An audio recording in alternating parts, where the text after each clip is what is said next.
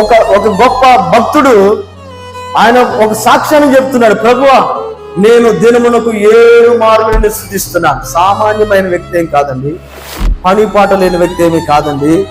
ఒక రాజు, ఒక దేశాన్ని రక్షించేటువంటి, ఒక దేశాన్ని పరిపాలించేటువంటి ఒక మహారాజు చెప్తున్న మాట ఇది. దినమునకు 7 మార్లు ప్రభును స్తుతిస్తాడట ఆయన. మరి మన సంగతి ఏమండి?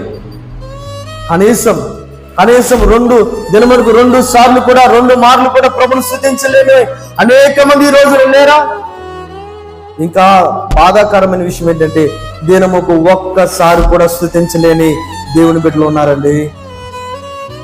ఇక్కడ భక్తుడు సాక్ష్యం చెప్తున్నాడు, ప్రభువా నీ న్యాయ విధులను బట్టి దినమునకు 7 మార్లు నిన్ను స్తుతించుతున్నాను. 7 మార్లు నేను స్తుతించుతున్నాను. ఎంత గొప్ప ధన్యత అండి ఇది. దేవునికి స్తోత్రం. అటువంటి కృపను దేవుడు మనకు కూడా అనుగ్రహించిన గాక. హల్లెలూయా. దేవుడు ఇశ్రాయేలు ప్రజలకు కూడా ఒక నిబంధన ఇచ్చాడండి. ఒక నిబంధన ఇచ్చాడు. ఏమన్నాడంటే, నా ప్రజలారా, ఇదిగో నేను మిమ్మల్ని ఈ ఐగుప్తి బానిసత్వం నుంచి విడిపిస్తాను, ఈ బంధకాల నుంచి విడిపిస్తాను, ఈ కష్టం నుంచి విడిపిస్తాను, ఈ శత్రువుల నుంచి విడిపిస్తాను. నేను మిమ్మల్ని తోడుకుని వెళ్ళి పాలు తేళ్లు ప్రవహించేటువంటి ఒక గొప్ప దేశాన్ని నేను మీకు ఇస్తాను. మంచి దేశాన్ని నేను మీకు ఇస్తాను. స్వతంత్రులుగా చేస్తాను. ఏ కొదువ, ఏ కొరత మీకు లేకుండా చేస్తాను. చూడండి,